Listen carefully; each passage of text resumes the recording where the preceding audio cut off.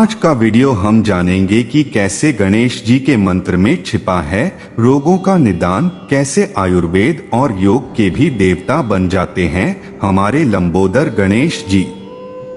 गणेश जी न केवल आध्यात्मिक बल्कि सामाजिक और स्वास्थ्य के दृष्टिकोण से भी प्रासंगिक हैं। उनका हाथी मुख और चूहा वाहन प्रकृति और कृषि से संबंध को दर्शाते हैं। कैथा और जामुन जैसे फल और गणेश धौती जैसी योग क्रिया उनके आयुर्वेदिक महत्व को रेखांकित करते हैं। महाराष्ट्र से निकलकर गणेश उत्सव अब पूरे देश का उत्सव बन चुका है। इसलिए देश भर में पंडाल और प्रतिमाओं की मौजूदगी देखने को मिल रही है।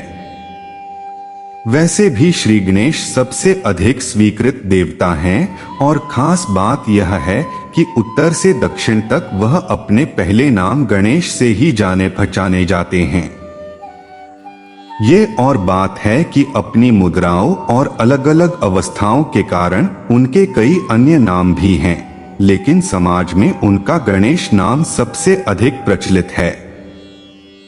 असल में गणेश देवता बाद में है, लेकिन पहले वह अपने आप में ही सर्वसमाज के प्रतीक हैं।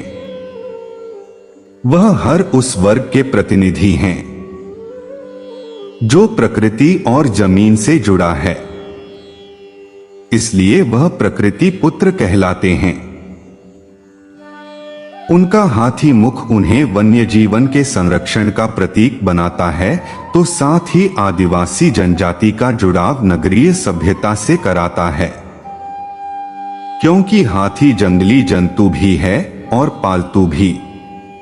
उनका वाहन चूहा खेतिहर भूमि और अनाज की मौजूदगी का प्रतीक है, क्योंकि चूहे का होना यह बताता है कि भंडार भरे हुए हैं और यह उन्नति का प्रतीक है। वह बिल खोदकर खेत की मिट्टी को कुरेदते हैं और जमीन को नर्म और उपजाऊ बनाते हैं। यह बात रही गणेश जी की मौजूदगी और उनकी व्यापक स्वीकार्यता की। लेकिन जब गणेश जी की व्यापकता को और अधिक विस्तार करके देखें तो इसमें भी कई आयाम नजर आते हैं। इनमें से एक प्रमुख पहलू है स्वास्थ्य का, आयुर्वेद का और निरोगी जीवन का। इसलिए गणपति पूजा का जुड़ाव आयुर्वेद से भी है। गणेश जी का स्मरण मंत्र सिर्फ उनकी पूजा या उपासना का मंत्र नहीं है, बल्कि यह अपने आप में रोग का निदान है। एक बार इस मंत्र को ध्यान से देखिए। गजाननम भूत गणादि सेवितं कपित जंबू फल चारु भक्षणम उमासुतं शोक विनाशकारकम नमामि विघ्नेश्वर पाद पंकजम। गजमुख वाले देवता जिनकी भूत व अन्य गण भी सेवा करते हैं, जो कपित कैंथ कत्था फल और जामुन का सेवन बहुत ही रुचि से करते हैं, देवी पार्वती के पुत्र कहलाते हैं और शोक का निवारण करते हैं। ऐसे विघ्नेश्वर श्री गणेश के चरण कमल में मेरा नमन है। मैं उनकी वंदना करता हूं। श्री गणेश के प्रिय फल क्यों हैं कैंथा और जामुन? इस मंत्र में श्री गणेश के प्रिय फलों के नाम कैथा और जामुन बताए गए हैं। प्रश्न उठता है कि श्री गणेश इन दोनों फलों को क्यों पसंद करते हैं? इसका बहुत सूक्ष्म रहस्य है। इस रहस्य से पर्दा उठाती है महाभारत की वह कथा जिसमें दर्ज है कि श्री गणेश ने महर्षि वेदव्यास की प्रार्थना पर महाभारत के ग्रंथ का लेखन किया। इस कथा में जिक्र आता है कि जब वह इस कथा को लिख रहे थे तो उनकी लेखनी एक बार भी नहीं रुकी। वह अपना कार्य समाप्त करके ही उठे। इस बात को सीधे सीधे समझें। गणेश जी ने जो कार्य किया वह मेहनत का था, लेकिन मेहनत शारीरिक श्रम की नहीं थी, बल्कि मानसिक और बौद्धिक थी। इसके साथ ही इस मेहनत को लंबे समय तक करते रहने के लिए वह एक ही मुद्रा में एक ही स्थान पर बैठे रहे। कितने गुणकारी हैं कैथा और जामुन। अब गणेश जी की इस स्थिति की तुलना आज के कारपोरेट दौर से करिए। जो लोग लिपिक, steno, computer operator, content writer, software engineer, banker या ऐसे किसी भी पेशे में हैं, जहां लंबे समय तक कुर्सी पर बैठे रहना आपकी जरूरत बन जाती है, वह इसे समझ सकते हैं।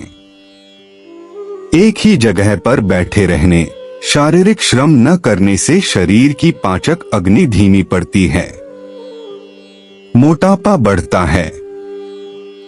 मोटापा बढ़ने से कई तरह के रोग धीरे धीरे घेरने लगते हैं।